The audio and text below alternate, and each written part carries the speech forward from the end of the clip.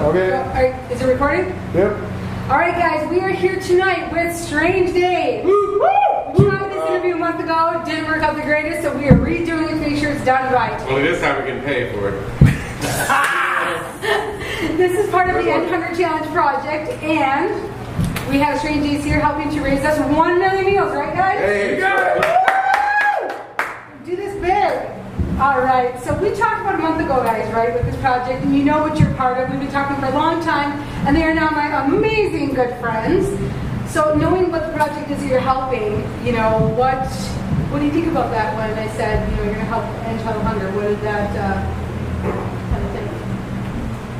Well, I think a lot of artists, not just musicians, but I think a lot of artists follow that path in life to try and make a difference and feel like their time has some sort of impact in a positive way on not just themselves and their immediate circles, but a bigger picture.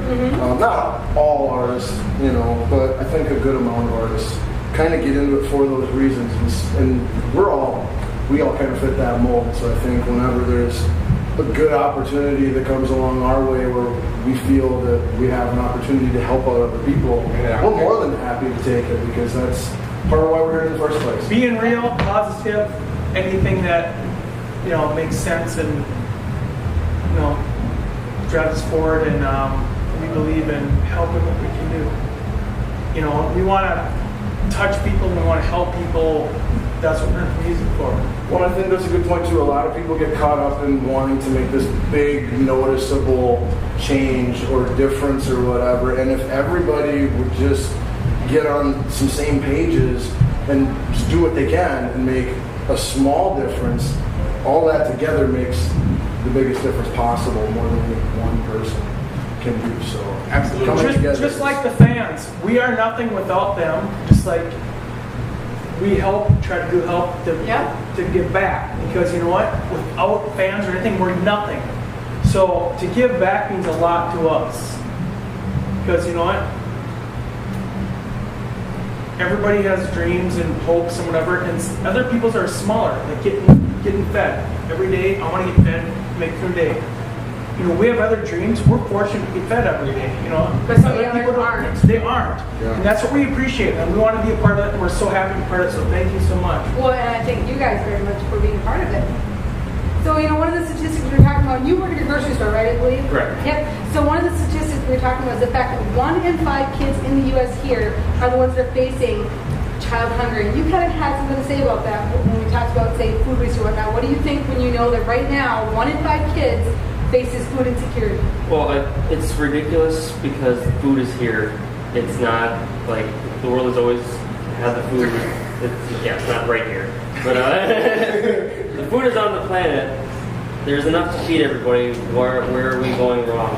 Yes, working at a grocery store, throw a lot of stuff away. I see the deli throwing away tons of stuff. I mean, we try, being a co-op, we try to do the best we can with you know, having it go back to the community, but there's still, you can't get so much waste still. Yeah, there's still a lot of waste. And when you think about like all of the grocery stores that, you know, throw produce away because it doesn't have a certain shape, even if it's perfectly fine, or it doesn't, slightly dented orange that needs to get thrown away. Right. There's a certain like Dale donuts and pastries, breads.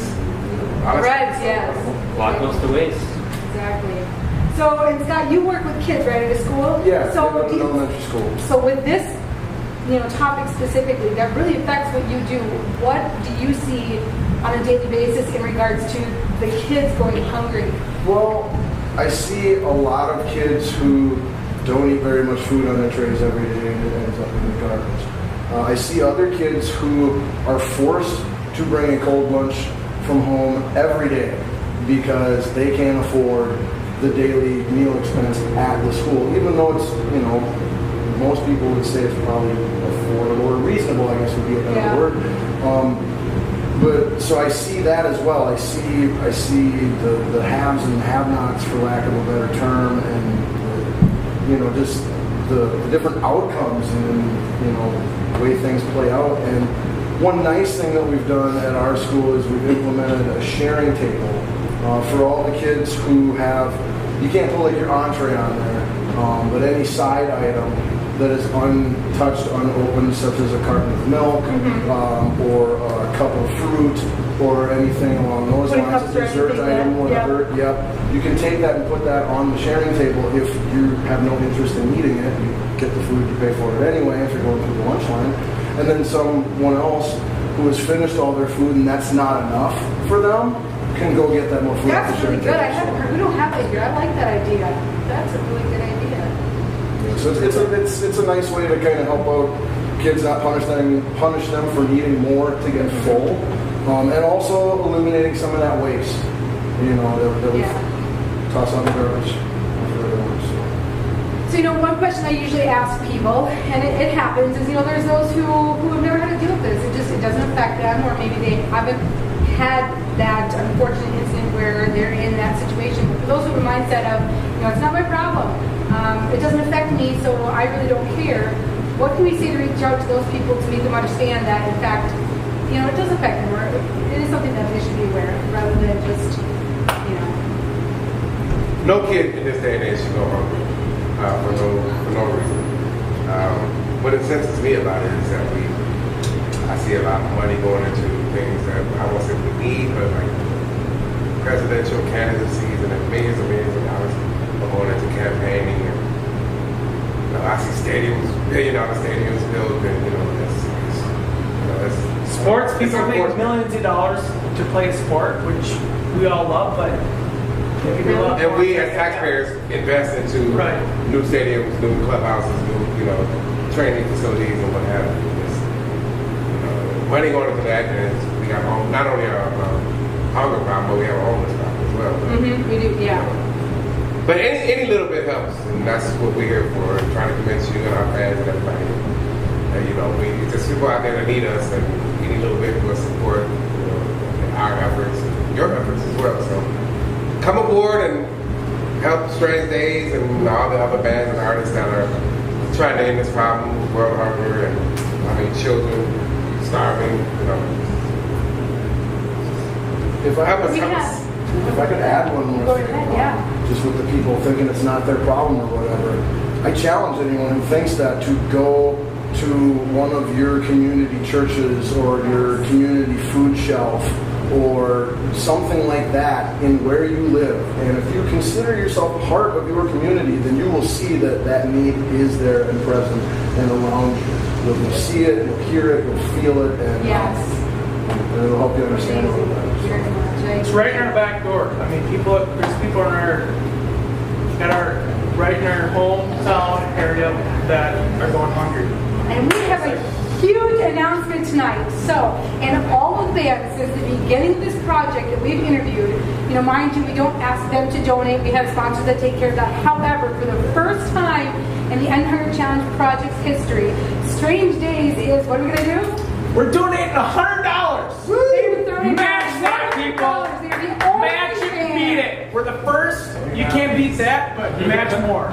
Right? So we put your hands up to your fans, right? That's right. So match the $100. Come on, fans. Mind you, that $100 is 1,000 meals that you just helped to raise. Half of what we're already raising, right? Thank you so much. Which is awesome. So we're challenging all the other bands to step up and try to beat Strange Daze. You'll never take the fact that they were first, but let's see if we can help raise money as well, right? You got it. All right, so one quick question before we go. Kind of turn towards music. You guys have been touring a lot lately with a lot of major bands. We have a big announcement. A lot of the bands that they've been touring with, thanks to Strange Daze, my awesome friend, we're going to be covering quite a few of those events and interviewing those headlining artists. All thanks to these guys. It's their help to keep the project going. 3 nominations. Remember? 3 people that are going to nominate. Hairball. Hairball. I've interviewed them. We can do Hairball again if you want, but... 3 doors down. Right, 3 doors down. POD. We're playing with those guys. Right? And Royal Bliss. Royal Bliss is really cool guys, like to help out good causes. All right, there you go. We'll We got our 3 bands. So follow us on Facebook, follow us on all social media, Twitter. These guys are on there. I'm going to link up to all of their stuff for you so you can find their music, find their CD, support your local bands, support Strange Daze. Have a great night, guys. We love you. Woo! You done?